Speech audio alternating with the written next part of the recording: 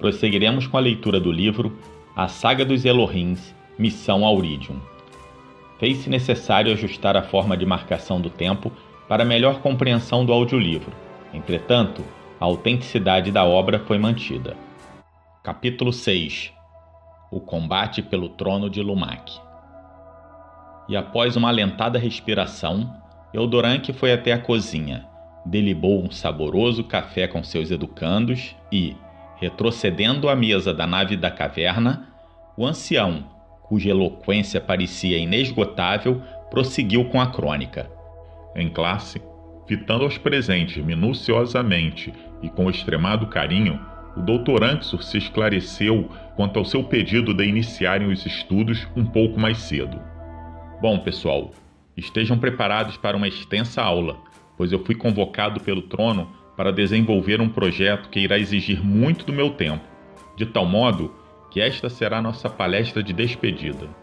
No momento, não posso lhes revelar os detalhes deste programa. Contudo, posso lhes informar de antemão e com garantia que certamente precisarei dos doutores. Sendo assim, vamos prosseguir com nossa pauta de forma acelerada e lacônica, discorrendo sobre os eventos de onde paramos até os dias atuais. Bem, após o príncipe Kalu ter sido ajuramentado, os 12 sufrágios o consideraram apto a sucessor do trono. Então, os anciãs de Éons proclamaram oficialmente Kalu como Shaddai, o novo Alto Senhor de Lumak. A seguir, os nobres da corte, príncipes e palacianos, foram convocados pelo Concílio Real e logo se apresentaram para ouvirem o pronunciamento da suprema decisão. Valendo-se da propícia e peculiar ocasião em que os 12 sufrágios se encontravam reunidos na Assembleia de Grandes Conselheiros, um jovem príncipe oportunamente se adiantou dentre os palacianos com assombrosas palavras. Esta sucessão deveria ser reconsiderada. Eu gostaria de expressar algo a respeito da realeza, pois embora não sendo primogênito e nem filho da prima consorte do Shaddai morto, eu sou um elevado descendente de incólume semente. A pura essência do Shaddai Khan se preservou casta em mim, sem diluir-se em concubina. Ouvindo estas palavras com muita surpresa, os 12 sufrágios que compunham o Concílio dos Justos disseram ao jovem e pouco conhecido príncipe que se aproximasse. Então, fitando-o atentamente, os juízes pediram-lhe que se expusesse, esclarecendo de imediato seu nome. Ao que, firme como uma rocha, o vigoroso príncipe lhe respondeu sem pestanejar: O meu nome é Kanu, e foi para honrar ao meu ditoso antepassado Khan que assim me renomaram desde o meu nascimento. Buscando esclarecer a verdade e o que poderia brotar no decurso da investigação, os intrigados magistrados lhe perguntaram por suas gerações. Mais uma vez, o audaz príncipe Kanu não hesitou e, perpassando os aguçados olhos pelos presentes, de contíguo lhes recordou: dentre os 3 filhos de Khan, Ikani foi o primogênito e o sucessor, mas sem ter gerado filho nem filha, Ikani morreu, sem deixar legatário. Em seguida, Kanibu, o filho mediano de Khan, subiu ao trono, tomando por casamento a filha de seu irmão menor. Como podem constatar, assim como estes sucessores que acabo de relatar, os demais encadeamentos encontram-se registrados nos anais reais.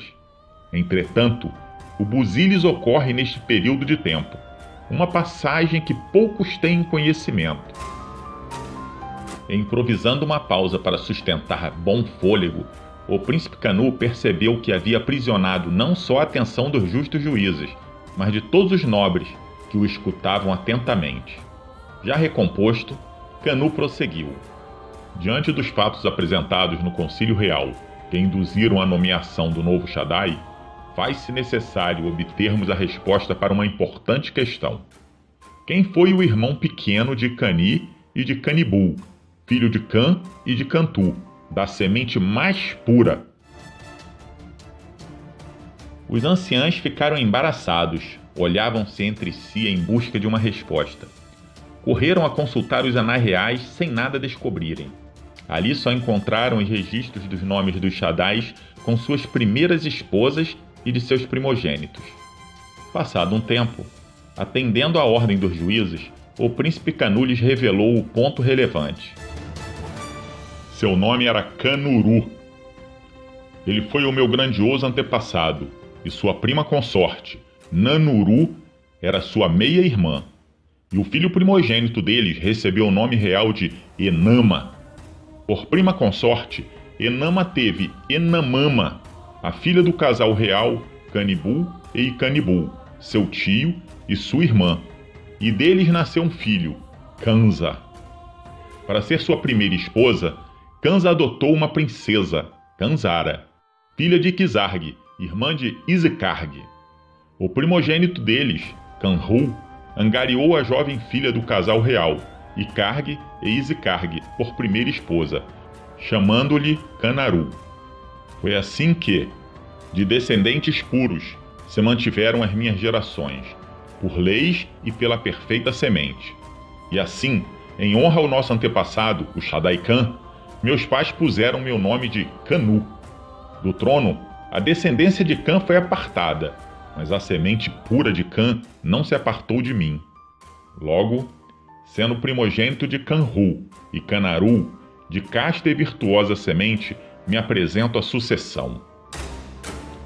Neste momento, alguns príncipes que não haviam se agradado com a eleição de Ikalu alçaram a voz a clamar: Que Kanu seja nosso Shaddai! Ikalu deve ser destituído imediatamente. No entanto, outros mais prudentes, Mentats, Haslogs e sábios anciões, aconselhavam por decisões cautelosas. Muita calma nessa hora. Não vamos provocar conflitos precipitados. Antes de tudo, precisamos acarear os fatos. Devemos garantir que a unidade prevaleça. Assim, o Grande Conselho invitou a presença de Ikalu, o Shaddai recém-eleito, que se achava no saguão adjacente a comemorar, para lhe contar sobre a presente revelação. Ao tomar conhecimento de todos os fatos relativos à ascendência do jovem príncipe Kanu, astuciosamente Ikalu lhe ofereceu seu braço forte em forte abraço, e lhe arrazoou ao ouvido. Ainda que sejamos de descendência desigual, ambos compartilhamos um único antepassado. Se nós pudermos conviver em boa harmonia, unidos seremos capazes de devolver a abundância a Lumak. Então eu lhe proponho, aceite que eu me estabeleça no trono, enquanto você conserva a garantia da sucessão. Refletindo nobremente sobre a abalada unidade dos 12 clãs, Kanu ponderou que desta união poderia abrolhar uma solução para os problemas de Lumak e cedeu à proposta. Então, Ikalu, o Shaddai eleito e acedido, se manifestou aos magistrados, proferindo: Nós temos um acordo. Eu serei o Shaddai. Que Kanu seja um príncipe pré-coroado ao trono. Que ele se conserve como meu sucessor. Que seu filho se case com minha filha. Que a sucessão se fortaleça pela nossa união. Em seguida, o príncipe Kanu fez uma reverência ante o Conselho Real e assim declarou ao justo conselho: Eu serei o adjutor do Shaddai, e na forma de primo secretário de Ikalu aguardarei pela sucessão. Quanto ao meu filho primogênito, este tomará a filha de Ikalu por noiva e a desposará por prima consorte. Esta foi a propositura que o grande conselho sopesou, uma vez que ambos eram da semente de Khan. Mas Ikalu lutou e conquistou o trono, então ele deveria manter o título. E tendo sido o acordo aceito e avalizado pelos acisados sufrágio, inscreveu-se nos anais reais e pronunciou-se: Para que haja prosperidade e se estabeleça a unidade, que se faça conforme o acórdão de Kanu e de Ikalu, e que a abundância retorne a Lumak. Desta maneira, o valente príncipe Ikalu seguiu sentado no conquistado trono como sagrado Shaddai. Ao principiar seu primeiro ano na posição de Alto Senhor, Ikalu convocou os sábios e os eruditos para orientar-se e sondou os capitães para avaliar suas decisões.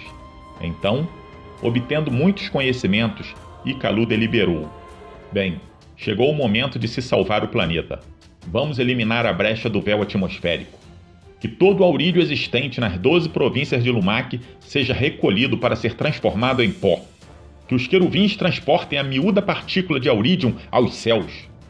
Ao findar o ano, todo o aurídium do planeta havia sido recolhido. as apoucadas jazidas do incomum minério foram fatigadas, e cada pessoa que possuía, mesmo um minúsculo pedaço do metal, o entregava de bom grado às autoridades. Os laboratórios e os museus foram os primeiros a confiarem o enobrecido metal aos cientistas. Estes refinaram, moeram, trataram e elevaram aos céus o precioso metal. Após 52 meses que levaram com o processo industrial e em vários testes, a resposta foi positiva. Eles estavam certos. O aurídium podia curar a ferida da atmosfera. Entretanto, o precário metal foi insuficiente e resultou tão somente em um passageiro efeito paliativo. Mas então, determinada a curar o planeta, o Shaddai Kalu decidiu por extremadas medidas e assim ordenou: que se construam alentados queruvins e todos os equipamentos necessários à extração do aurídium no Anel de Terã. Assim que, no segundo ano de seu reinado, uma frota de queruvins foi construída e enviada ao Anel de Terã. Mas a esquadra foi destruída pelos agressivos sideritos. Nenhum dos queruvins retornou do confronto com os meteoroides. Mesmo assim, Kalu não se apresentou por vencido diante do fracasso na obtenção do aurídium. Logo, no terceiro ano de seu governo, o Shaddai ordenou drásticas medidas. Que se avivem os vulcões com as ogivas de Mijor. Por todo Lumak, milhões de pessoas se reuniram no tempo determinado em frente ao Teléfode para testemunhar o que eles esperavam que salvasse seu planeta. Alguns foram para as colinas. Eles queriam avigorar a holoimagem do Teléfode com as imagens naturais. Logo, das proximidades de Angedor, perto do maior vulcão desta região, Kalu transmitiu suas palavras de seu devastador queruvim. Por muito tempo houve apenas conversa, mas hoje os problemas em nosso planeta serão resolvidos. Então, com o punho erguido, Kalu ordenou: que as ogivas de Mijor sejam lançadas no cerne dos vulcões para abrirem as vísceras de Lumak. Que os forjadores da atmosfera voltem a expelir com vigor como eles faziam no passado. No palácio, entre os muitos príncipes e cortesãos, Kanu assistia ao evento com extremada atenção. Antagônicos, seus pensamentos se mesclavam e fluíam em sua mente. Embora Kanu estivesse satisfeito, desejoso que a missão fosse bem-sucedida para que as pessoas se libertassem do sofrimento em seu planeta, ele também estava inchado de raiva e de ciúme. Por isso, nele havia dúbios pensamentos. Se Kalu for bem-sucedido, as minhas chances para oferir as pessoas para o meu lado acabarão. Entretanto, o bem-estar do meu povo é imperioso. Com os queruvins armados com as poderosas ogivas de Mijor, do rubro céu de Lumak, em todas as províncias os capitães golpearam o coração dos vulcões com os enérgicos projéteis. Enquanto as fortes montanhas se abalavam e os vales se estremeciam, enquanto alguns animais corriam e outros voavam de pavor, em todo o planeta os grandes resplendores eram vistos nos céus.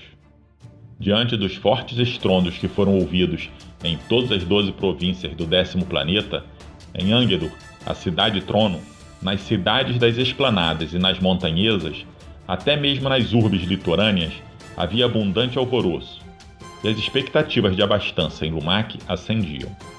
Mas logo o alvoroço se apagou, e em todas as terras as chuvas se recusaram a cair. Não obstante, os ventos aflavam mais impetuosos e os vulcões não alargaram suas erupções para sanar a brecha na atmosfera. Ao tempo que alguns vulcões pareciam estar dormindo, outros se mostravam lânguidos. As grandes corredeiras de rios de fogo e pedras derretidas que se fizeram enérgicas nas 12 províncias do planeta agora se mantinham anêmicas e isoladas em apenas 7 províncias. Com sabedoria, no palácio Kanu se mantinha firme e forte como adjutor de Kalu. Ele se prostrava aos pés do Shaddai para honrá-lo, servindo-lhe a taça na mão. De forma notória, Kalu tratava o príncipe pré-coroado ao trono como a um acanhado servo. Enquanto isso, Lumak seguia percorrendo seu caminho pelos céus, e de volta em volta, o calor e o frio se faziam mais difíceis de suportar. Das conjecturas surgiam os comentários duvidosos, que se espalhavam impetuosamente como erva daninha. Será que os cientistas encontrarão a cura? Acaso nossa raça irá desaparecer do planeta? Os conscientes quebrarão seu silêncio para nos ajudar? E Meikapal? Ele irá nos poupar ou morreremos todos? Em meio a este caótico cenário de desespero e falta de esperanças, o povo de Lumak desistiu de reverenciar seu Shaddai. Pois, ao invés de alívio, Ikalu havia majorado a miséria enquanto seguia sentado no trono. Conforme havia sido acordado anteriormente, Ikalu e Kanu realizaram o casamento de seus filhos. Em majestosa cerimônia no palácio, o jovem príncipe Anxo, eu, recebi por matrimônio a princesa Zakina, filha do Shaddai Ikalu com Kalisha, sua prima consorte.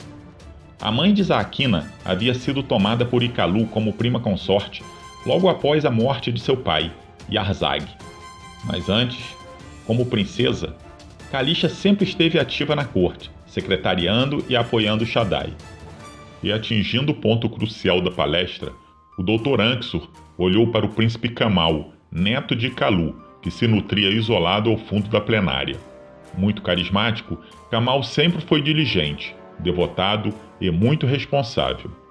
E depois que Ikalu foi derrotado, perdendo o título de Shaddai, Kamal temia por sua vida. Entretanto, ele sabia que deveria continuar ainda com mais obediência.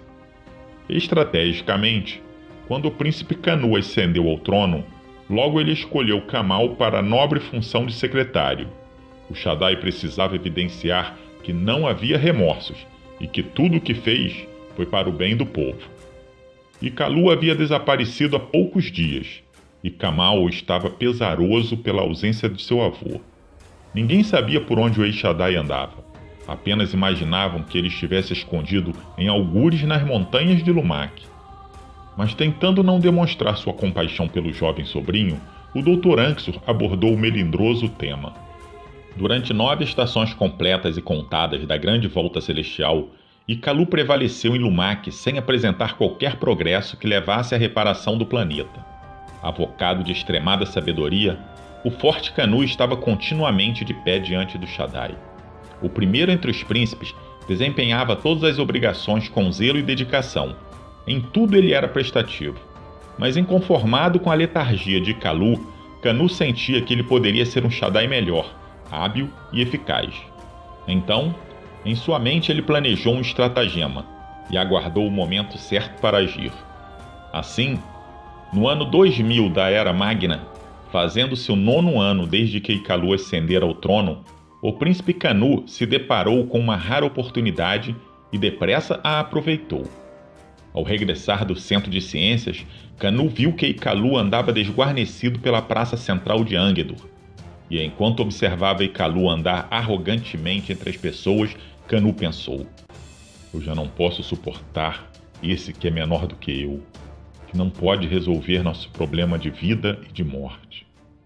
Enquanto seus olhos observavam a cabeça de Ikalu entre as cabeças das pessoas, Kanu, um príncipe pré-coroado ao trono, sentia a ira inchando dentro dele. Quando os argutos olhos de Kanu se estreitaram em seu inimigo, ele não conseguiu ver mais nada ao seu redor. Sem pestanejar, Kanu abriu caminho através da multidão, seguindo uma linha reta em direção ao Shaddai. Chegando a cerca de 10 passos de Ikalu, Kanu gritou: "Ikalu, espere!" E acertando mais algumas passadas, o príncipe Kanu agarrou o ombro de Ikalu. Pegando-o desprevenido, o príncipe tomou com força o controle sobre o braço do Shaddai e deblaterou em firme voz: "Ikalu, você não é mais venerado como Shaddai. Você não resolve nada e só arruma miséria.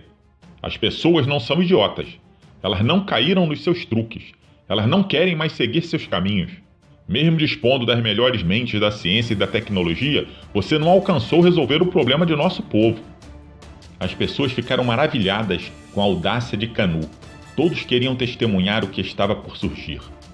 E observando a multidão que se formava, o príncipe empurrou o Shaddai ao chão e apregoou com raiva: "Ikalu, eu te desafio a defender o trono. Agora, lance fora as armas e tire suas roupas." Assim Kanu desafiou Ikalu a uma justa, um combate mano a mano com os corpos nus. Não havia sinal de ajuda dos presentes que os rodeavam. Todos jaziam boquiabertos. Quando ambos os oponentes têm direito ao trono, além de desnudo, é nosso costume batalhar sem armas. pois um poderia matar o outro em um instante, e o Supestite seria tido por assassino. Assim, a força e a resistência são quem deve determinar aquele que irá se sentar no trono. Mostrando-se decidido, Canu se despiu e vociferou: Levante-se e lute! Vamos decidir quem deve governar! Rapidamente, Kalu se levantou e, sabendo que ele não poderia fazer nada além de enfrentar o desafio público, se desnudou. Certo de que ganharia a batalha, Kalu bradou: Que seja! Que o vencedor seja o Shaddai! Ante a vasta multidão que se reunira para assistir à disputa pelo trono, armada na Praça dos 12 Clãs, o palco central de Ânguido, a cidade-trono, Canu professou: A mim, que seja feita a vontade de Meikapal. Seguindo a lei da justa, legado de seus antepassados, os membros da realeza lutaram entre si na praça pública. As ombreiras das portas tremeram e as paredes se sacudiram. Canu se desequilibrou e tombou ao chão. Aproveitando a oportunidade, depressa Kalu se atirou sobre ele.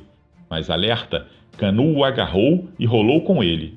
E depois de muito rolarem, Kalu saltou rapidamente e ficou de pé, mas Canu se ergueu e o agarrou. Desta vez, Canu lançou o inimigo no chão, jogou-se sobre ele e o segurou. Kalu estava resistindo, mas estava pronto a ceder. Mais e mais eles rolaram, até que rapidamente se levantaram e se puseram a saracotear. Uma e outra vez, eles se arremeteram um contra o outro. As pessoas gritavam e saíam do caminho. Ambos os combatentes estavam cansados, mas Kalu se mostrava visivelmente mais fraco. Os exercícios que Canu havia feito ao longo dos muitos anos em que planejava este momento estavam surtindo efeito. Então Canu, com o braço ao redor do pescoço de Kalu, o apanhou com um empurrão, lançando-o, exausto, ao chão. Fadigado, Kalu fincou os esfolados joelhos no solo e caiu sobre seu dorido peito. E estando muito fraco para se levantar da pressão do pé de Canu em suas costas, Kalu foi derrotado em combate. E Canu foi apregoado o novo Shaddai por aclamação. O forte e sábio Canu não se deixou abater pelo cansaço. Estava muito orgulhoso. Regozijava-se diante de seu povo, que o saudava como o novo senhor de Lumak. O Shaddai Kalu foi derrotado! Viva o príncipe Canu, nosso novo Shaddai! No ínterim de escoltarem o príncipe Canu ao palácio para realizarem os aprestos de posse ao trono, o esquecido Kalu, sobrepujado e atemorizado, esvaneceu como fumaça. Bem, meus amados academicistas, todos os relevantes eventos da história de nosso povo, até o atual Shaddai, foram relatados nos últimos dias. Mas, infelizmente, eu precisarei me ausentar do liceu para atender ao chamado do trono, o qual abarcará todo o tempo que tenho. Mas antes de partir, eu gostaria de lhes apresentar 3 imagens que guardei para este particular momento. Na primeira holografia, via-se Lumak no ano 1790, há 210 anos antes da unificação dos reinos e há 5 anos do início da guerra. Sempre lembrando que um ano dos Elohins representa 3.580 anos para os Teradãs. A imagem mostrava o planeta no auge de sua glória, e maravilhados, os acadêmicos diziam: Céus, inacreditável! Como Lumak era diferente antes da guerra, e quanto sua natureza era belíssima! Sim, e vejam como era diferente as cidades e os campos. E enquanto os eruditos ainda secavam as lágrimas de emoção de seus olhos, o Dr. Anxur projetou a segunda imagem. Depressa as lágrimas de regozijo se converteram em lágrimas de tristeza, e a reação foi imediata. Que terrível! Tudo foi destruído pela guerra. Não ficou pedra sobre pedra. Até as montanhas sofreram. A natureza foi trucidada. Foi uma grande chacina, sanguinária e cruel. Assim falavam com amargura, enquanto examinavam a destruição ocasionada pelas duas potências. Mas logo o príncipe apresentou a terceira imagem. Uma sensação de poder e confiança dominou a plenária, onde podia-se ouvir. Vejam, é Angedor! E olhem sua magnificência! Ela é maravilhosa! Ela é a maravilha das maravilhas! E nascida das cinzas! Com 2 imagens combinadas, esta holoprojeção era adorável de se ver. Ela mostrava o estreito entre os 2 antigos reinos, de Jotun e de Muspem, todo destruído pela guerra, e lhe sobrepondo, surgia gradualmente a moderna e opulenta Angedor, com seu palácio real. E após um tempo de contemplação, o príncipe Anxur falou aos acadêmicos: Bem, agora terminamos. Eu estaria à disposição de todos os que me buscarem por ajuda. E fiquem bem atentos, pois para o projeto que me foi requerido, certamente eu irei necessitar de alguns de vocês. Então, até breve. Tão logo terminadas suas derradeiras palavras de despedida, o mestre doutor Anxur despachou de seu telefone uma holomensagem e se encaminhou para o espaçoporto do campus do Liceu. E depois de alguns bons abraços e apertos de mão, o príncipe se soergueu em seu torvelim, indo ao encontro de uma equipe de capitães e cientistas na base tecnológica de Vigata, na divisa de Angedor. Esses pesquisadores já aguardavam ansiosos pela chegada do prestigiado cientista. Por um momento, Eldoranque continuou à mesa. Seus olhos se mantinham cativos de suas memórias. Até que, balançando a cabeça de um lado ao outro, despertou em seu tempo presente. E ao perceber que Arquissênio e Haroldo o expectava em coadunado silêncio, o ancião lhes falou: Bem, pessoal, a exemplo do Sr. Anxur, nós também encerraremos por hoje. Amanhã retornaremos com o valoroso arcano que se revelou através da fuga de Kalu e as grandes aventuras que se seguiram. Agora me acompanhe à cozinha. Prepararemos nosso jantar a 6 mãos, um prato único e leve para esta noite. Frango com pequi, frango com pequi. E passado a ceia, com certa preocupação Eldoranque comentou com os jovens idosos: Eu não pude deixar de perceber, Haroldo, que nesta tarde você parecia não estar bem, se mostrava irrequieto, como se houvesse algo lhe incomodando. E você, Arquissênio, que impacientemente coçava a cabeça, está apresentando um semblante cansado. Bem, venham comigo, faremos um exame agora mesmo. E atravessando um labirinto de passadiços de paredes expostas de salgema, eles adentraram em um ambiente reservado, extremamente limpo e bem iluminado. O acústico recinto apresentava um revestimento de material sintético em suas paredes e em seu piso, branco e sublimado com pigmentos de ciano e lazulis. Contendo muitos equipamentos biomédicos, o lugar se assemelhava bastante ao moderno e bem estruturado laboratório científico futurista. Apontando um balcão de um equipamento similar a um scanner de densitometria, disse o ancião: Começaremos por você, Haroldo. Tome esta pílula e deite-se aqui. Esta é uma sonda leitora biomolecular. Ela opera com radiação leptônica, uma tecnologia exclusiva que não foi liberada aos Teradães. E Haroldo, procure se manter calmo e descontraído durante a sondagem espectral. Em pouquíssimos minutos, havia terminado o exame. Instantes após reproduzir o procedimento com Arquissênio, Eldoranque conferiu os resultados em indecifrável escrita e revelou uma surpreendente questão aos seus pupilos. Certamente, vocês precisam hibernar. Sem poderem entender o diagnóstico do ancião de Eras e mostrando sinais de nervosismo, os arqueólogos surtaram e depressa Haroldo disparou a tagarelar: O quê? Mas como isso pode ser possível? Nós nunca hibernamos. E além do mais, eu não tenho ciência de qualquer ocorrência em que os Teradãs precisassem hibernar. Que eu saiba, isso é coisa dos ursos selvagens. O ancião Eldoranque, que já antecipava esta reação, assumiu o rumo da conversa e se fez ouvir em sonora voz: Tenha calma, meu jovem. No bem da verdade, esta é uma excelente notícia. Agora escutem bem o que eu irei lhes revelar. A amálgama do Elixir Elshir está despertando seus neurônios dormentes. Ela está ativando, fortalecendo e aumentando as sinapses neurais de vocês. Saibam que por meio de processos de neurogênese e de neuroplasticidade gerados pelo composto, antigos e novos neurônios estão se conectando. O organismo de vocês está recriando novas redes neurais e ampliando suas funções cognitivas.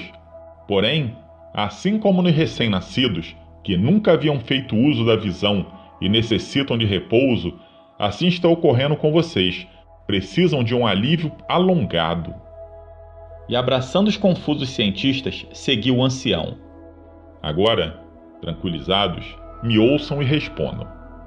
quantos anos duraram o conflito em Lumac até a trégua que se fez brotar a unificação dos reinos, a unidade do planeta Lumac, e quem foi o ancião de Éons responsável? Arquissênio, que exibia o dedo indicador atravessado em seus lábios, em uma atitude muito peculiar de expectativa, baixando a mão, respondeu: Foram 57 anos de Lumac, que representam 204 mil anos de Terax, e a sugestão partiu do ancião de Éons Unano, o Mentatis, estou certo? Tentando envolver Haroldo no assunto, Eldoranque cutucou para que cavasse em sua memória. Então, Haroldo, Arquissênio acertou? Você confirma? E buscando nos recôncavos de sua mente, Haroldo respondeu com firmeza: Sim, está correto. E tendo a esperada resposta, prontamente Eldoranque indagou os seus aprendizes. Pois bem, então me façam saber com sinceridade. Antes do uso do Elixir, há 2 dias, vocês poderiam localizar informações como essas de forma fácil e segura? Então, depois de rápida reflexão, Arquissênio e Haroldo responderam com franqueza: Acreditamos que não. Pensando bem, Haroldo, certamente que não. Por múltiplas ocasiões, Eldoranque, nós tivemos que recorrer às nossas glosas para lembrarmos de fatos que ocorreram até mesmo no dia anterior. E depois de uma silente pausa em que os neófitos se entreolhavam e meneavam a cabeça segurando os efeitos benéficos do Elixir, Eldoranque argumentou: Percebo, então, que estamos todos de acordo. Encerremos e vamos dormir, que já é madrugada, e não deixem de tomar o Elixir. Ao acordarem, logo após o café, estarei preparando 2 câmaras para vocês hibernarem ao cair da noite. Por ser a primeira vez, programaria apenas para 48 horas, o período em que permanecerão em sono profundo. Então arrazoou Haroldo confiante: O que me faz acreditar nesta hibernação é o fato de nos ter dito e garantido que a mentira não lhe é lícita. Se despedindo dos professos entusiastas, o guardião de Terax lhes assegurou: Não estejam preocupados, pois eu tenho feito grande uso desta prática há milênios, e ao despertarem, vocês irão se sentir renovados de corpo e de mente. Uma profícua mente precisa de um corpo saudável, como se diz, mens sana in corpore sano. Agora, procurem relaxar, tomem suas doses do Elixir e tenham uma agradável noite de sono. Logo após o café matinal, provido de frutas tropicais e iogurte fresco de leite de zebúfala, Eldoranque, Arquissênio e Haroldo acomodaram-se entre as almofadas e bufês na sala gótica, onde logo o ancião deu seguimento à crônica. Assim termina o capítulo 6 do livro A Saga dos Elohins, Missão Auridium.